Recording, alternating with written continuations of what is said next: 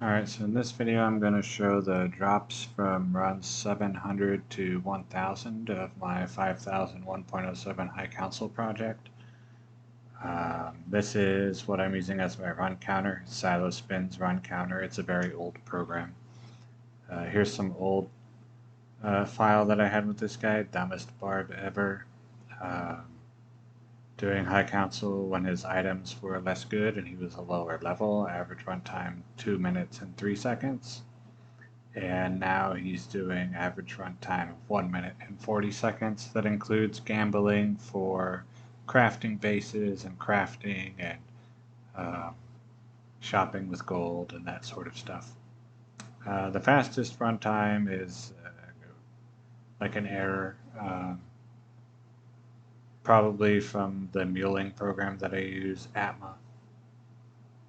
I'm going to do a couple runs, like 2 or 3, just to show the new weapon, and then I'll get into the items that dropped.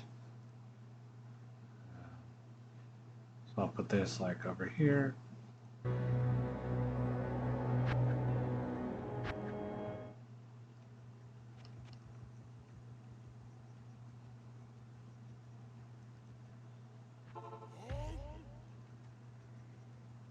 So I check that shrine every run, and I usually check this shrine over here as well for gem shrines to make perfect skulls.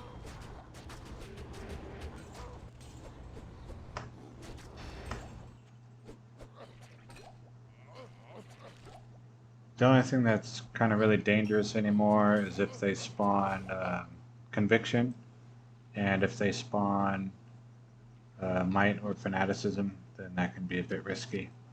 I just gotta pay attention to where I'm moving. Conviction, they do minus 140 to my resistances, which puts, I think, everything except for my lightning resist at minus 100. I pick up all the white junk so that I can see what's on the ground.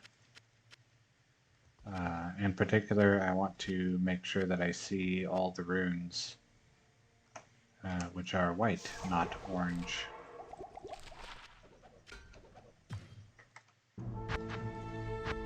And I pick the junk runes even if I don't have a use for them. You'll see that the run counter did not tick up. The first run never ticks the run counter. The first run of a session. It averages out a little because the muling program, when I mule items off, it does tick the run counter because it counts as a save. And Salospin's run counter just counts saves. So if you stay in the game for too long, which is like about 5 minutes, then it saves internally in the game, and that also ticks the run counter. I don't want that rare shield, so I'm just going to drop it. It's pretty common for me to pick up things that I didn't intend to pick up.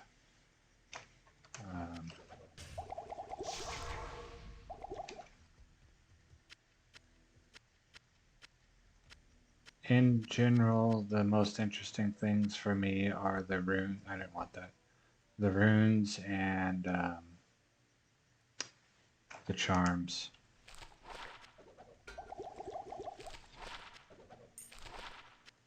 Okay, I'll do one more run. Sometimes when I repair, I go to Rotley, and sometimes I'll go to Farah. Yeah. I will demonstrate an interesting thing about 1.07. This is the only version where this works. You sell a rejuvenation potion, and then you shift right-click to buy, and it will fill your belt. This is the new weapon that I got. I don't actually know that it improved anything, but it has a higher enhanced damage, 326% enhanced damage. The greatly increased attack speed was 40%, and that came as an affix, not from the runes. And then I added 2 pull runes for the damage to demons. I added an ETH rune for minus 25% target defense. The life leech had a minimum roll of 1%, and that 10 to maximum damage that you see near the bottom could have rolled as high as plus 60. So it's not, it's not a great weapon, but it's slowly improving over time as I craft more and more. And that's with the Ort rune Bloodcraft. Um,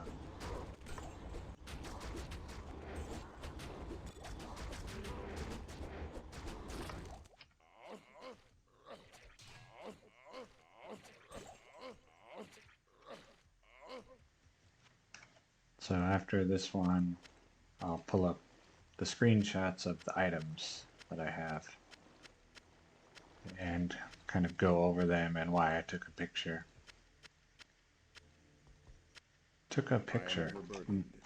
Why I took a screenshot. I keep these in my inventory, not so much because I'm going to use them, but as just like a buffer between the charms that I want to keep, like the ones that I'm actively using, and then stuff that I pick up so that I don't accidentally throw my good items on the floor.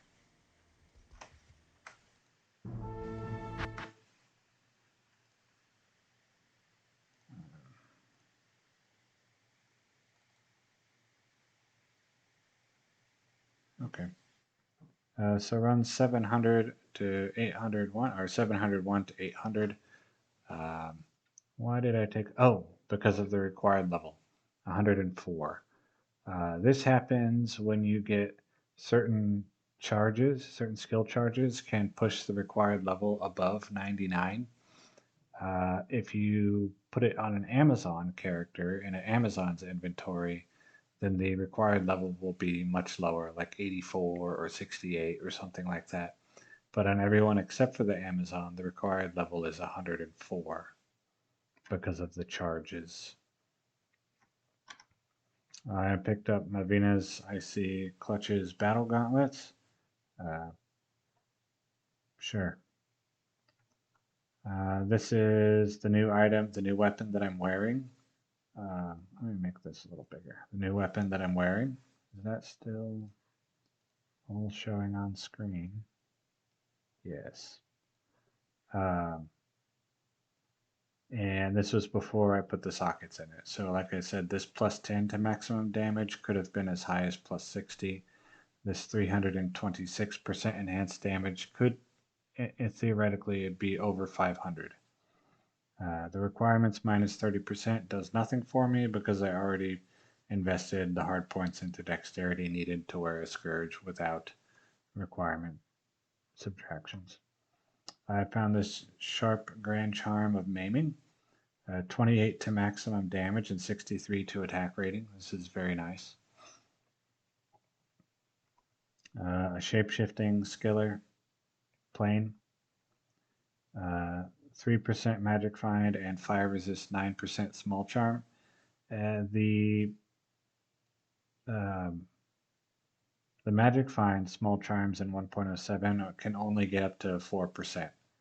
So that's why I kept this one. This one I took a picture because one thing that happens when identifying charms a lot is you'll see plus a number to maximum, and you're thinking, oh, it's going to be maximum damage. And then it says maximum stamina. And plus 40 maximum damage would have been a perfect roll, but instead it's plus 40 to maximum stamina, which is completely useless. Another War Travelers, again, it doesn't roll. It just, these are the stats always, 45 magic find, 100 gold find. 30 attack rating, 2 strength, small charm. And that's that. That was run 700 to 800. So 800 to 900. I have this plain Poison and Bone Skiller. This very nice charm. This is 1 away from perfect damage, and this is 3 away from perfect attack rating, I think. So 11 maximum damage, 74 attack rating. Very good. I'm using this in my inventory now, I think. 2 to minimum damage, 17 life is decent. Um, this one I'm very happy with. I'm using it in my inventory right now. 3 to maximum damage, 18 attack rating, and 3% faster run walk. Again, the run walk in 1.07 is linear. There's no diminishing returns, so the 3%, if you once you have a whole inventory full of them, really adds quite a bit. And then a almost perfect roll on the fine prefix. Titan's Revenge. So it has 2 Amazon skills, 3 to Javelin and Spear skills. It does knockback, which is very useful in 1.07 for a Javazon. The replenishes quantity makes it's very slow, so you're going to have to go to town and repair, but it keeps the repair cost at um, as if you were only missing 1 javelin, even if you got it all the way to 0 javelins. So that's very nice for the repair cost. There's no attack speed on this. So Ice Blink, I took a screenshot because freezes target. Um, just if you're going to play 1.07 yourself and use Atma to mule items, then you need to be aware that freezes target will crash Atma and potentially corrupt your character file so that it will no longer open in game. So any item that has freezes target has one of the attributes. You cannot interact with the muling program. You can hold it in on your character, but you can't open it in the third party programs. I believe even I'm not certain on this because I don't have it, but I think it will even crash Hero Editor. Plain poison and okay, I was already there. Okay, and then 901 to 1000, which is where I'm at now. This is if I feel like this is good enough to keep, but not good enough that I'll ever use it.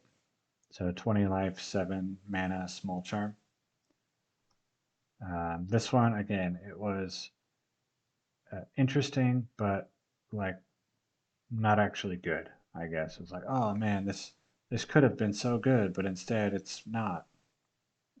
Circlet fastest cast rate, which is 20%, 7 life steal, 6 mana steal, all res 19, and some attack rating. Yeah. This one required level 18, so I kept this because I don't really have many items. Like I never made an item intentionally, like a weapon for leveling for early levels. Like so, this would be a good one from like 18 to 30 or 32 or so when you can start using like Bloodletter or something like that. It has 18 maximum damage, 6 lifesteal, and 1 to Barbarian Masteries, but 17 to 48 on a one-handed weapon. Not bad for level 18. Like, not good, but not bad. Probably better than most of what I have available. A plain summoning druid skiller. A 2017 at home. Um, so this is kind of like, oh, 20 life and 17 mana. No, 20 defense and 17 life. So a joke item. This is a very, very nice charm. 1 maximum damage off of a perfect roll for a large charm, 23 to maximum damage. I'm using this on the character right now. Very nice. 1 to masteries, 5 to strength. 1 to combat skills, barbarian, plain skiller, and then that's it. So that was runs 700 to 1000, so the loot from 300 runs. I also, of course, got a lot of gems and some jewels, but I use jewels for crafting faster than I find them, and some perfect skulls.